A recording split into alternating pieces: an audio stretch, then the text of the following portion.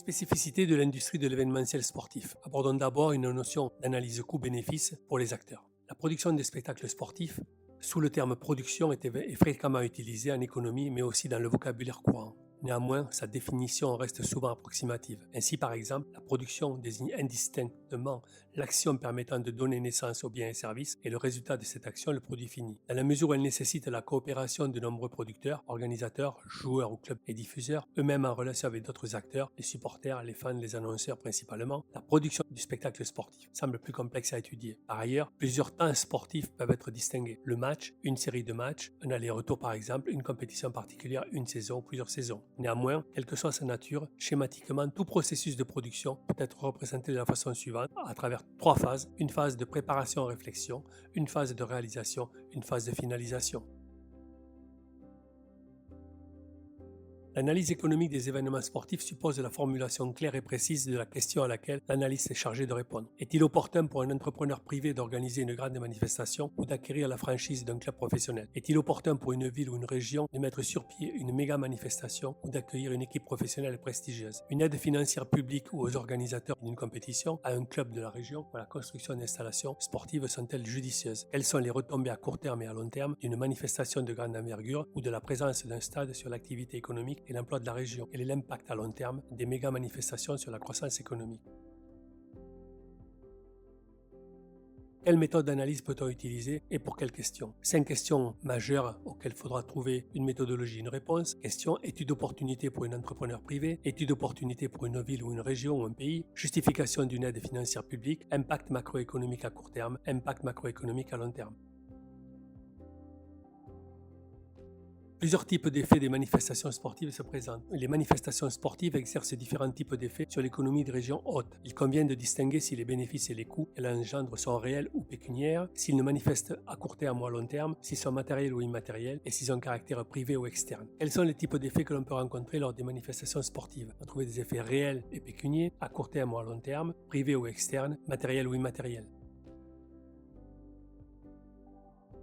Le modèle d'analyse coût-bénéfice appliqué aux manifestations permet de comprendre ce rôle-là. Du côté des bénéfices, une première catégorie correspond aux recettes liées à l'organisation de l'événement, recettes de fonctionnement. La majeure partie d'entre elles résulte de la vente des billets aux visiteurs et des droits de retransmission accordés aux différentes chaînes de télévision nationales et internationales. Elles incluent également les produits de vente d'articles officiels, merchandising. En ce qui concerne les coûts, il convient de distinguer entre les frais de fonctionnement et les frais d'infrastructure. Les premiers englobent toutes les charges courantes liées à l'organisation d'une manifestation sportive. Les seconds comprennent les dépenses de construction et d'amélioration des infrastructures sportives, souvent prises en charge par les organisateurs. Dans les frais de fonctionnement, on trouve par exemple les frais de promotion et de publicité, les charges administratives et de gestion, les coûts liés à la mise sur pied d'un système de sécurité ou les frais de transport et d'hébergement. Parmi les frais d'infrastructure, citons les coûts de construction des équipements temporaires, centres de presse, villages olympiques par exemple, et des installations sportives. Pour chaque acteur dans l'organisation de la manifestation, organisateur, visiteur, société, on va essayer de déterminer les coûts et les bénéfices de chacune des parties afin d'en déterminer le surplus ou la perte lors de la finalisation de l'événement.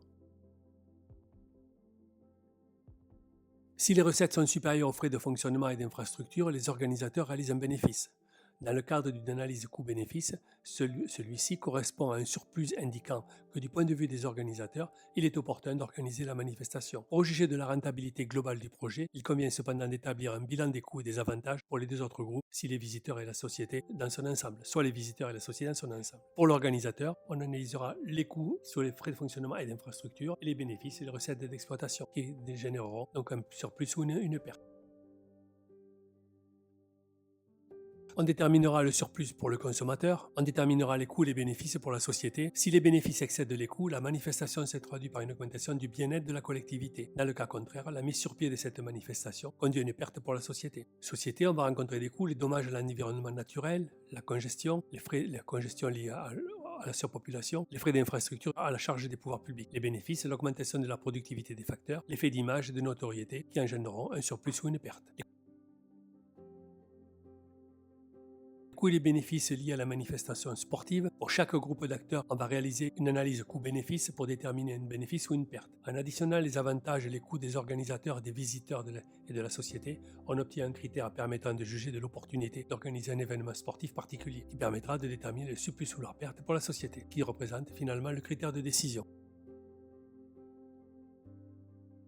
On ajoutera en cela les atteintes à l'environnement naturel liées aux manifestations sportives. En ce qui concerne les grands événements sportifs, on peut identifier les nuisances liées aux spectateurs, déchets, piétinements ou des concurrents, bruit, érosion. Mais les atteintes les plus importantes sont liées à la construction d'infrastructures sportives et générales qui va de pair avec l'organisation de toute manifestation de grande envergure, dégradation des paysages, destruction d'écosystèmes. Devant l'ampleur de ces phénomènes et la sensibilité croissante de la population, les différents acteurs du monde sportif ont pris un certain nombre de mesures pour intégrer la problématique environnementale dans l'organisation des manifestations sportives. Ainsi, lors de la conférence mondiale sur le sport de Lausanne en 1996, le Comité international olympique a décidé une modification de sa charte pour y inclure la protection de la nature. Cela se manifeste notamment par la prise en compte de l'environnement dans les critères d'attribution des Jeux, respect de la biodiversité, économie d'énergie, préservation de la qualité du milieu, transport durable. Les fédérations sportives internationales ont également intégré préoccupations environnementales dans leur politique en soumettant le choix de la localisation des installations sportives à des critères stricts et en réglementant les compétitions en milieu naturel.